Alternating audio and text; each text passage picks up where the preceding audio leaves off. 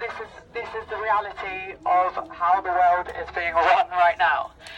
So, yeah, my name is Kerry, and I have just started speaking publicly about something that happened to me in January this year. My story is outlandish, but it is the truth, and I hope you can listen with open hearts and minds. So, when I was 17, I was drugged and raped by a man I have now come to realise is a ritualistic Satanist. I am 24 now, and after I named and shamed him on social media, him and his brotherhood came after me.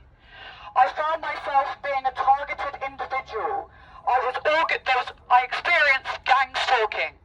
To define this, it's when a group of loosely affiliated individuals relentlessly invade all areas of someone's life in order to instill them with fear and try and drive them to incarceration, institutionalization, or suicide. I rang the police to report the stalking. Their only response was to ask if I had mental health problems. I told them this is very likely linked to the rapist I've just spoken about.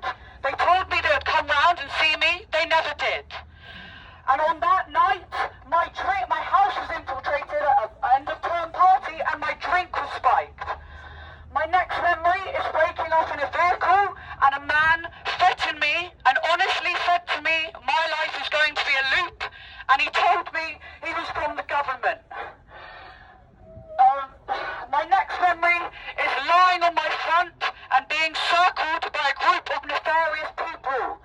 This happened on a specific celebration day of satanic ritual abuse on a blood abduction sacrifice. I believe I was attacked physically and in the spiritual realm. I have memories of being taken underground. I have memories of my feet being next to burning candles.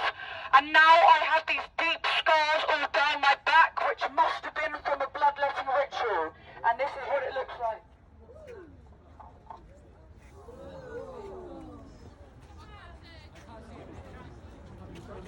Get your phones out, guys. Get your phones out. Guys. Record this. Take pictures. Get your camera on work then. Brave lady. Thank you. Go! Doesn't end here. So they pumped me full of sedatives in hospital, and when I woke up, woke up to an absolute horror ward. I was deliberately being maltreated. Members of staff were obviously threatened or bribed in order to make my time there as uncomfortable as possible.